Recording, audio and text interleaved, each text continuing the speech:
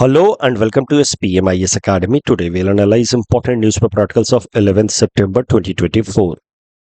Please note you can download the PDF version of today's newspaper analysis by clicking the link given in the comment section. This is the list of the topics that we'll be covering from today's newspaper. First article is about India's 4-point principle to end Russia-Ukraine conflict. This topic is important from our syllabus GS Paper 2 International Relations point of view. Current context देखते हैं। हमारे external affairs minister doctor S Jaishankar साहब ने हाल फिलहाल में अपने German counter part यानी कि जर्मनी के फॉरेन मिनिस्टर से मुलाकात की और उस मुलाकात के दौरान उन्होंने कहा कि भारत 4 पॉइंट प्रिंसिपल्स को फॉलो कर रहा है on Russia Ukraine conflict issue. हम चार बेसिक हमारे प्रिंसिपल्स हैं ऑन दिस पर्टिकुलर मैटर, ऐसा हाईलाइट किया डॉक्टर एस जयशंकर साहब ने। भारत का मानना है कि there can not be any battle field solution, लड़ाई करके सॉल्यूशन नहीं निकाला जा सकता। आपको याद होगा हमारे प्रधानमंत्री नरेंद्र मोदी जी जब विजिट कर रहे थे यूक्रेन या रसिया भी, तो उन्होंने बार बार एक बात कही कि this is not age of war, तो लड़ाई करके सॉल्यूशन नहीं निकलेगा। It is time for peace and Russia must involve in the dialogue process. बातचीत से सॉल्यूशन निकालना होगा, लेकिन वो बातचीत जो भी होगी उसमें रसिया का पार्टिसिपेशन बहुत जरूरी है। आपको याद होगा कि स्विट्जरलैंड ने भी एक कॉन्फ्रेंस बुलाया था, बट उसमें रसिया ने पार्टिसिपेट करने से मना कर दिया था। उस कॉन्फ्रेंस का गोल ही यही था, रसिया यूक्रेन कॉन्फ्लिक्ट को खत्म करना, बट रसिया ने उसमें पार्टिसिपेट करने से मना किया। तो वहां पे भी इंडिया का स्टैंड यही था कि ऐसा कोई भी कॉन्फ्रेंस जिसमें रसिया पार्ट नहीं ले रहा है, that conference is going to be inconsequential as far as bringing end to this Russia-Ukraine conflict is concerned. So the solution has to come up with dialogue, but उस dialogue में Russia must be engaged. And diplomacy over military has to be preferred. तो अलग अलग level पे interaction, ministerial level पे, people to people level पे, civil society level पे interaction करना होगा rather than military confrontation. And साथ ही साथ एस जयशंकर साहब ने यह भी कहा कि India will keep on working actively to find solution to this conflict. तो भारत लगातार कोशिश करता रहेगा एक्टिव तरीके से ताकि इस कॉन्फ्लिक्ट को खत्म किया जा सके। और इसी कॉन्टेक्स्ट में उन्होंने बताया कि हमारे प्रधानमंत्री नरेंद्र मोदी जी ने हाल फिलहाल में यूक्रेन और रसिया दोनों की राजधानी को विजिट किया, दोनों के प्रेसिडेंट से मुलाकात की, Vladimir Putin and Vladimir Zelensky दोनों से मुलाकात की, और दोनों ही मुलाकातों में उन्होंने एक बात रीइटरेट की बार बार कि this is not age of war. So देखिए, ये जो डिस्कशन हमने किया है इस पे सीधा सीधा प्रश्न नहीं आएगा इंटरनेशनल रिलेशंस में जीएस पेपर 2 में, बट कुछ पॉइंट्स मिल गए हमें।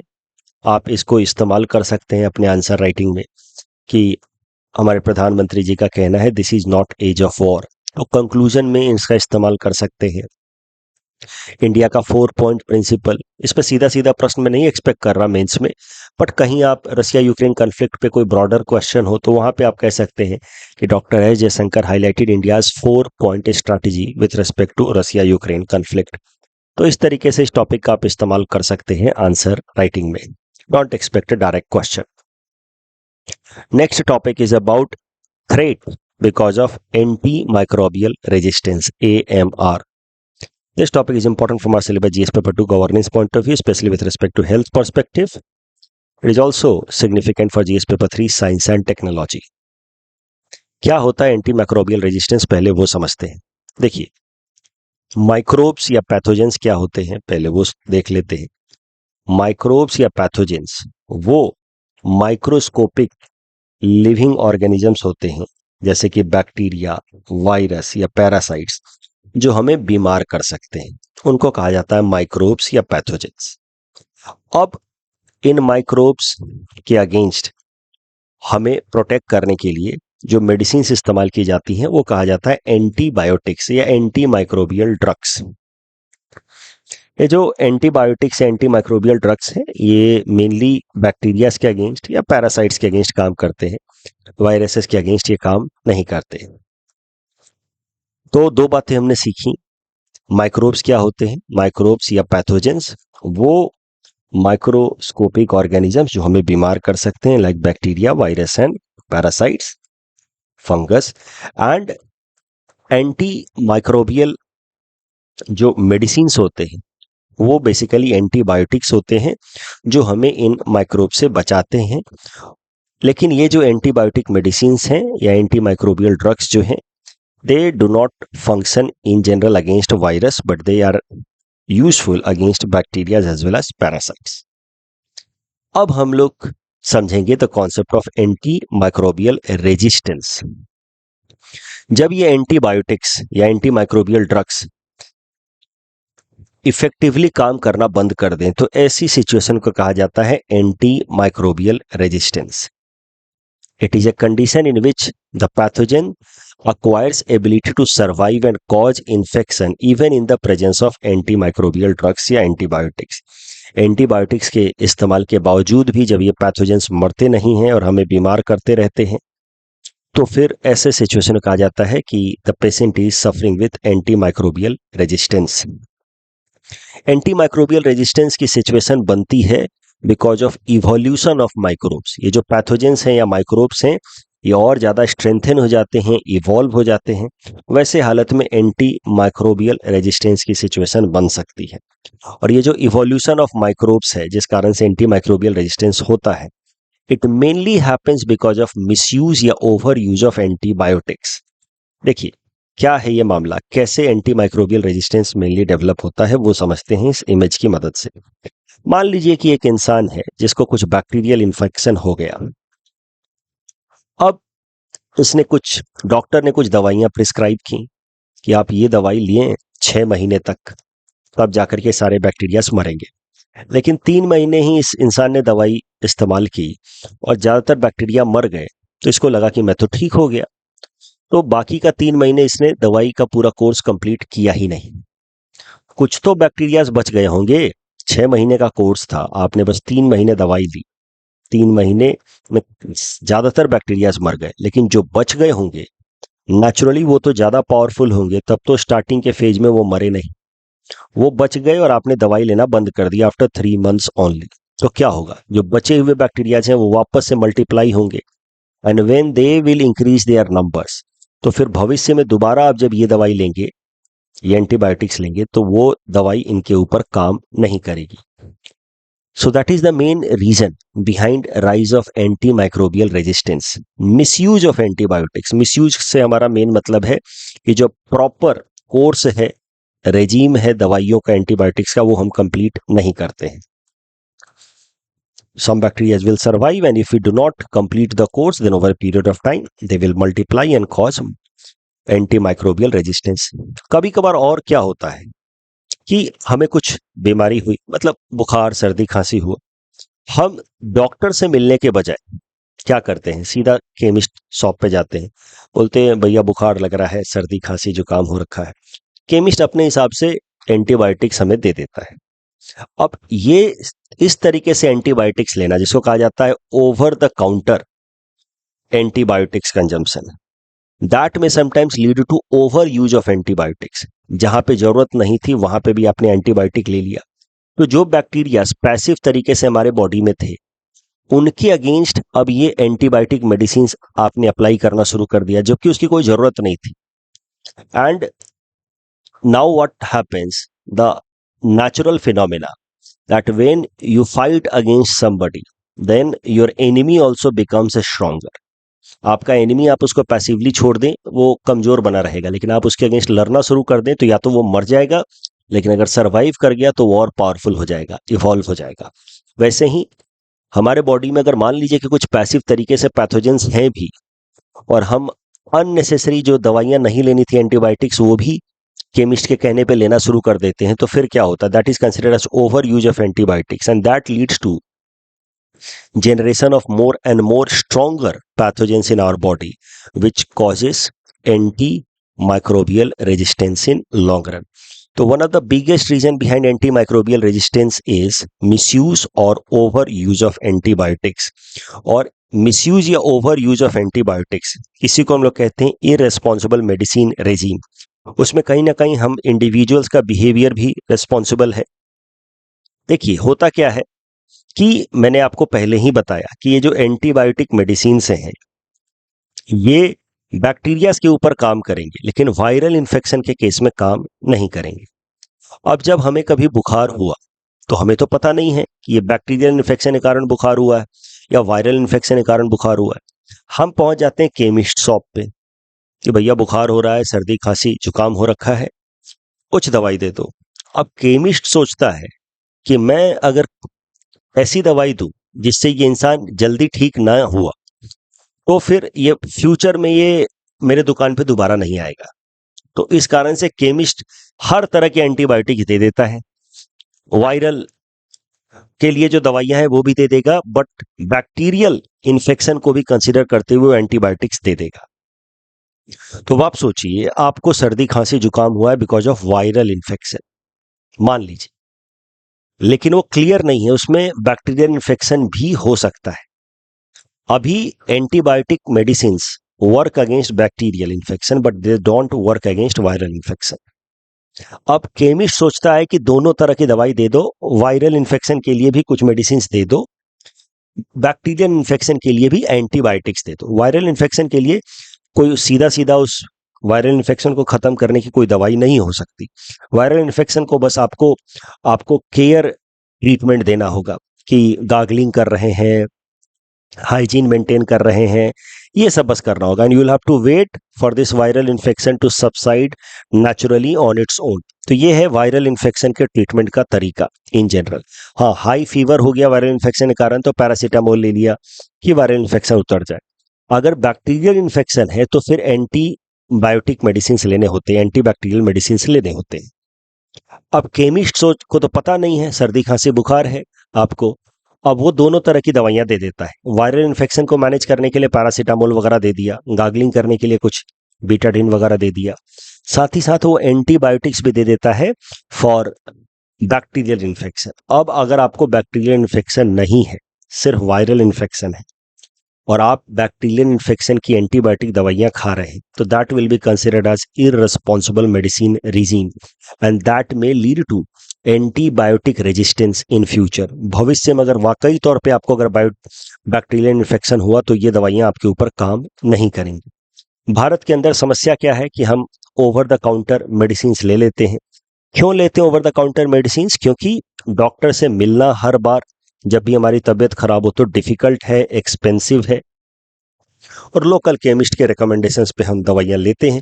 और केमिस्ट को सारी बातें पता होने के बावजूद भी वो अपने दुकान का रेपुटेशन बनाए रखने के लिए हर तरह का मेडिसिन, एंटीबायोटिक्स वगैरह सब दे देता है ताकि आप ठीक हो जाए। जब आप ठीक हो जाएंगे एक बार में तो आपको लगेगा कि हाँ हाँ उसने अच्छी दवाई लिखी।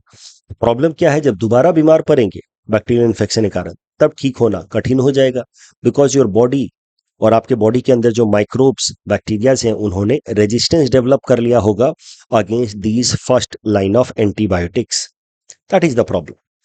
And why just individuals and chemists have to be blamed? Even doctors do the same in most of the cases. National Center for Disease Control ने कहा कि एक रिपोर्ट के हिसाब से, भारत की एजेंसी है, उसने बताया कि भारत में जब भी पेशेंट्स जाते हैं हॉस्पिटल में तो लगभग 72% केसेस में डॉक्टर्स उनको एंटीबायोटिक्स प्रेस्क्राइब करते हैं। और एनसीडीसी ने कहा है कि उसमें से लगभग 55% केसेस में एंटीबायोटिक्स की कोई जरूरत होती नहीं है, येट डॉक्टर्स उनको एंटीबायोटिक्स दे देते हैं।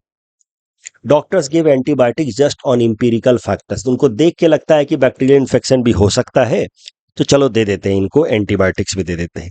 डॉक्टर को डायग्नोस्टिक्स करना चाहिए, टेस्ट कराना चाहिए प्रॉपर बिफोर प्रेस्क्राइबिंग एंटीबायोटिक्स, लेकिन ऐसा डॉक्टर्स करते नहीं है और ये बड़ा कारण है इररिस्पांसिबल मेडिसिन रेजिम के पीछे, and that is leading to rise of anti microbial resistance. और जितना ज्यादा एंटी माइक्रोबियल रेजिस्टेंस बढ़ता जाएगा भविष्य में एंटीबायोटिक्स इनइफेक्टिव होते जाएंगे और बीमारियों का जो लेवल है, इंटेंसिटी है, वो मल्टीप्लाई होता जाएगा। तो apart from irresponsible medicine regime there are other factors also that may cause anti microbial resistance, जैसे कि फूड सप्लाई। जैसे कि मान लीजिए कि अलग अलग नॉन वेजिटेरियन फूड जब हम लोग कंज्यूम करते हैं, लोग कंज्यूम करते हैं, तो उन कैटल्स वगैरह को जिनको कंज्यूम किया जा रहा है फूड एनिमल्स जो है उनको कंज्यूम किया जा रहा है, उनको भी तो कई दफा कई सारे एंटीबायोटिक्स दिए जाते हैं।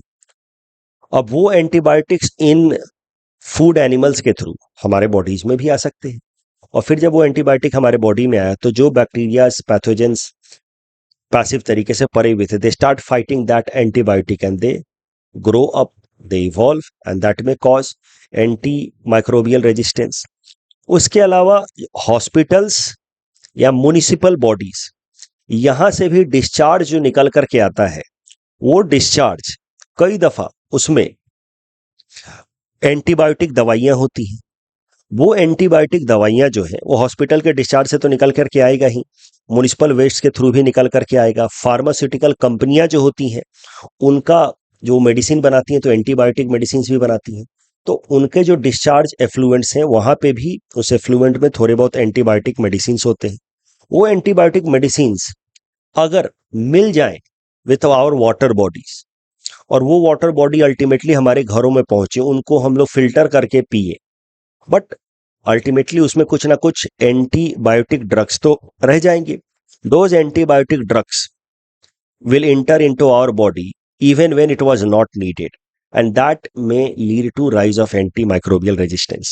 उसके अलावा हॉस्पिटल्स के अंदर क्या होता है कि इम्प्रॉपर क्लीनिंग या हाइजीन प्रॉपर ना मेंटेन करने के कारण अगर आप हॉस्पिटल में गए तो वहां पे ऑलरेडी कई सारे पेशेंट्स हैं जिनको ह्यूज एंटीबायोटिक्स उनके अंदर इंसर्ट किया जा रहा है। आपको मैंने बताया कि अगर आप हॉस्पिटल गए तो 72% पेशेंट जो है उनको आपको पता चलेगा ऑन एन एवरेज आज पर एनसीडीसी कि उनको एंटीबायोटिक्स दिया जा रहा है, जबकि उनमें से ज्यादातर लोगों को एंटीबायोटिक्स की जरूरत होती नहीं है।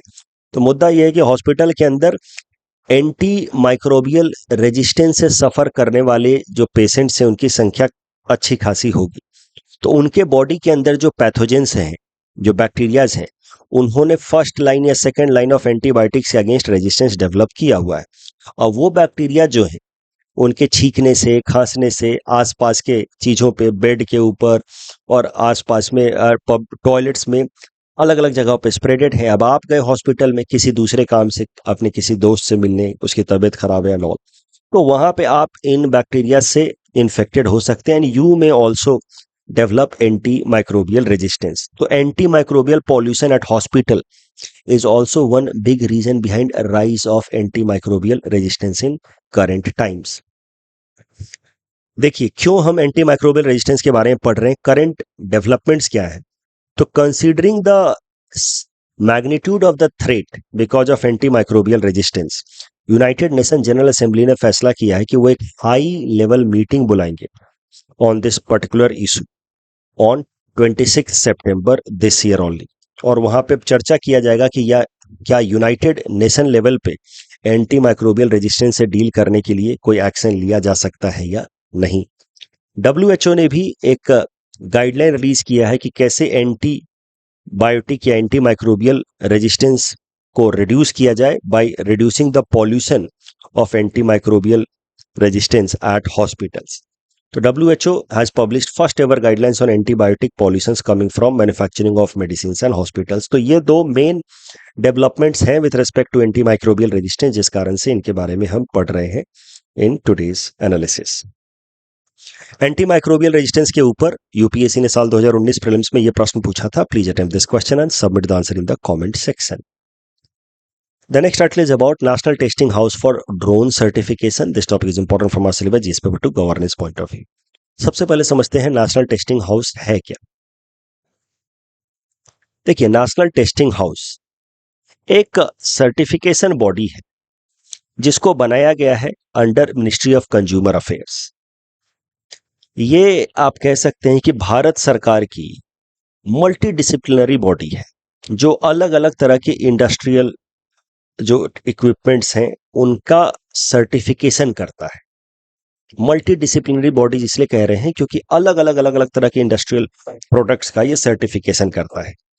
It deals and with almost all sort of testing, calibration and quality evaluation related to industry, commerce, trade, ETC. तो मतलब नेशनल टेस्टिंग हाउस भारत सरकार की एक बॉडी है, मिनिस्ट्री ऑफ कंज्यूमर अफेयर्स के अंतर्गत काम करती है और कई सारे चीजों का, ये जैसे कि फूड रिलेटेड हो गया, चाहे इंडस्ट्रियल प्रोडक्ट्स हो गया, उनको ये सर्टिफाई करता है कि yes it is fit for use. That is the purpose of national testing house. तो any entity which is fit for use and fit for being released in the market or not, that certification is given by national testing house। अलग अलग चीजों के लिए वो certification देता है, इसीलिए इसको कहा जा रहा है multi disciplinary central government industrial testing lab. तो एक लैब है जो इंडस्ट्रियल प्रोडक्ट्स की टेस्टिंग करके उनको सर्टिफिकेट देता है और अलग अलग तरह के इंडस्ट्रियल प्रोडक्ट्स के टेस्टिंग करता है। That is what is known as multi disciplinary entity. ये बात हो गई नेशनल टेस्टिंग हाउस की। अब करंट न्यूज पे आते हैं। करंट न्यूज सुनेंगे तो आपको नेशनल टेस्टिंग हाउस के बारे में और क्लैरिटी आ जाएगी।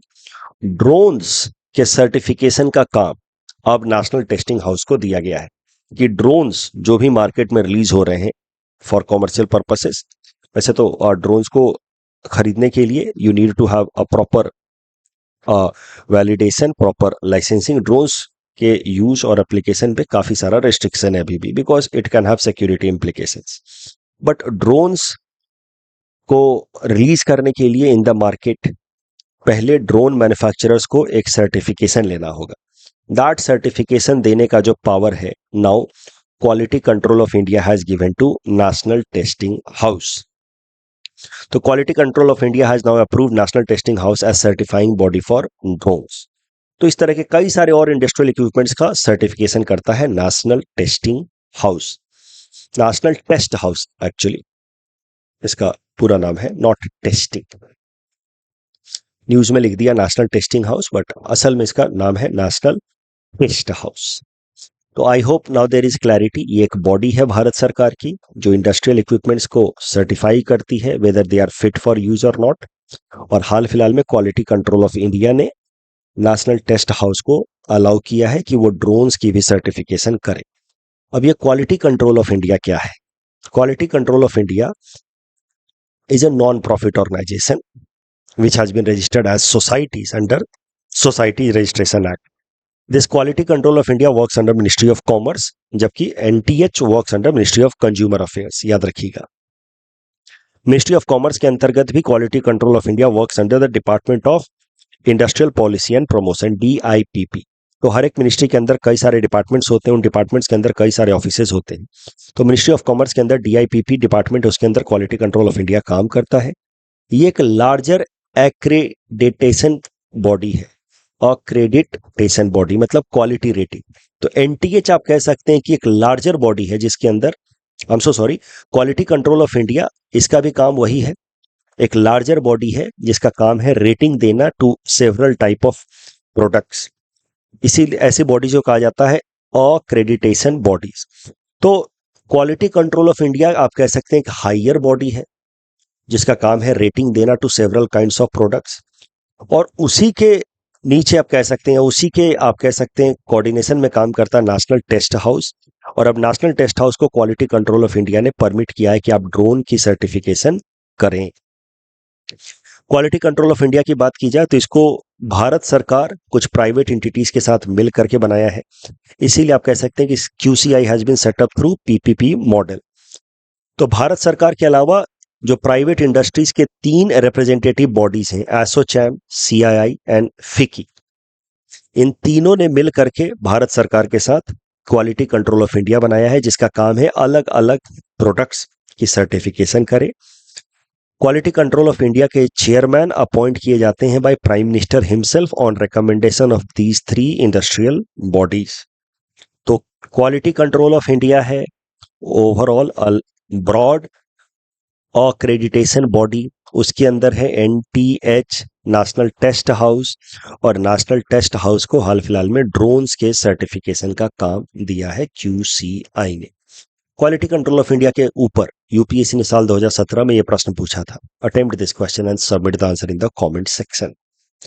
The next article is about Anusandhan research foundation, ARF। This topic is important from our syllabus GS paper 3 science and technology point of view. Anusandhan national research foundation, ये body बनाई गई है भारत सरकार द्वारा। जैसा नाम से ही आपको समझ आ रहा है कि इसका काम होगा भारत के अंदर रिसर्च एंड डेवलपमेंट का इकोसिस्टम डेवलप करे।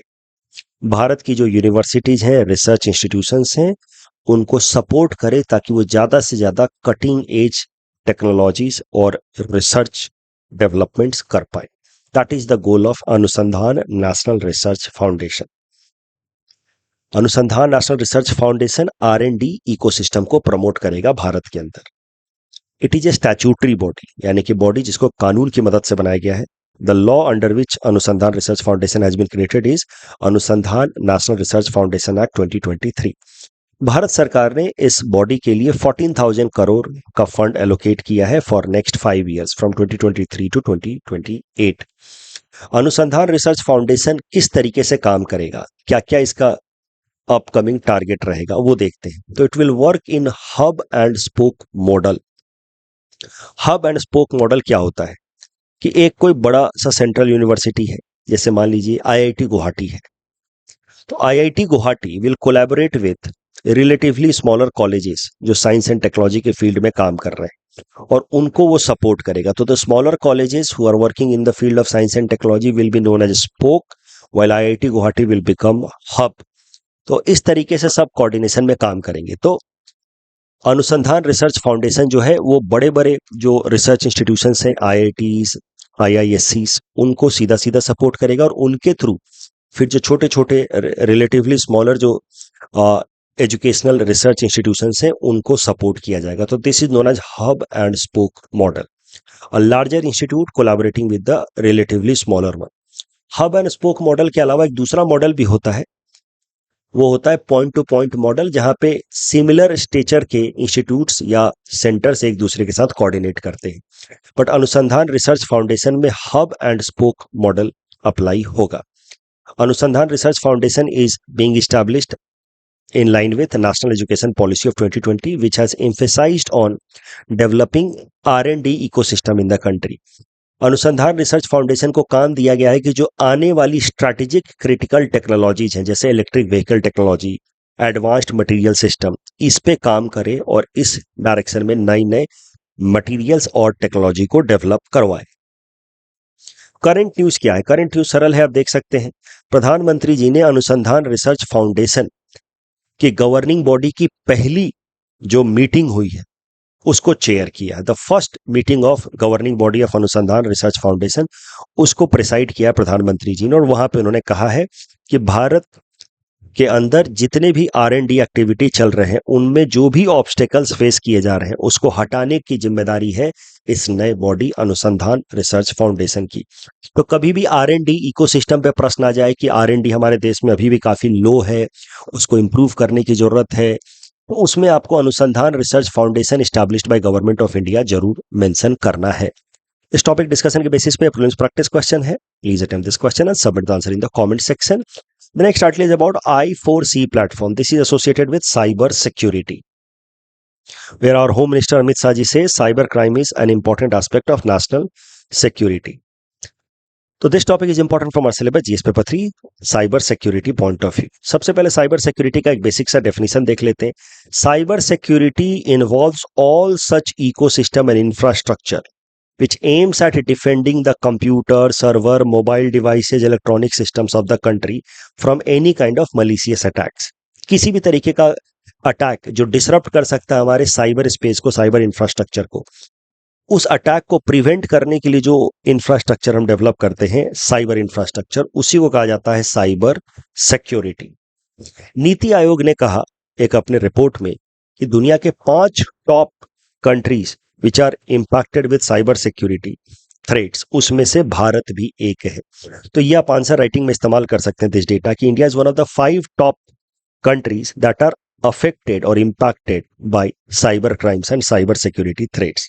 साइबर सिक्योरिटी को स्ट्रेंथन करने के लिए हमारे देश में अलग अलग स्ट्रक्चर्स बनाए गए हैं, जैसे national cyber security strategy develop किया भारत सरकार ने, जिसमें short term and long term strategic goals establish किए गए हैं कि कैसे साइबर सिक्योरिटी इंफ्रास्ट्रक्चर को स्ट्रेंथन किया जाए। साइबर स्वच्छता केंद्र बनाया गया है, जिसका काम है साइबर स्वच्छता केंद्र का अलग अलग जगहों पे सेंटर बनाया गया है कि बॉटनेट्स इन्फेक्शन, तुरंत मलिशियस सॉफ्टवेयर्स को आइडेंटिफाई कर ले, बॉटनेट्स को आइडेंटिफाई कर ले जो क्रिटिकल साइबर इंफ्रास्ट्रक्चर के लिए थ्रेट हो सकता है। Computer emergency response team IN, CERT in, computer emergency response team IN का यहां पे मतलब है इंडिया। तो भारत की computer emergency response team India, ये भारत की साइबर सिक्योरिटी के केस में, साइबर थ्रेट के केस में सबसे पहले अलर्ट देने वाली बॉडी है। मान लीजिए कहीं भी किसी भी क्रिटिकल इंफ्रास्ट्रक्चर पे, इसरो के किसी सेंटर पे कोई साइबर अटैक होता है, तो सर्टिन का काम होगा कि सबसे पहले अलर्ट रेज करे। इसीलिए इसका नाम है computer emergency response team India. Team India first responsibility, it will be the agency to raise alert of any possible cyber attack on any of the critical infrastructure associated with cyber in our country।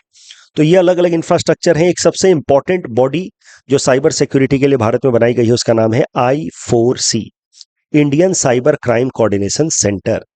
इसी से related ये current news है। ये जो I4C है, Indian cyber crime coordination centre, it works under ministry of home affairs.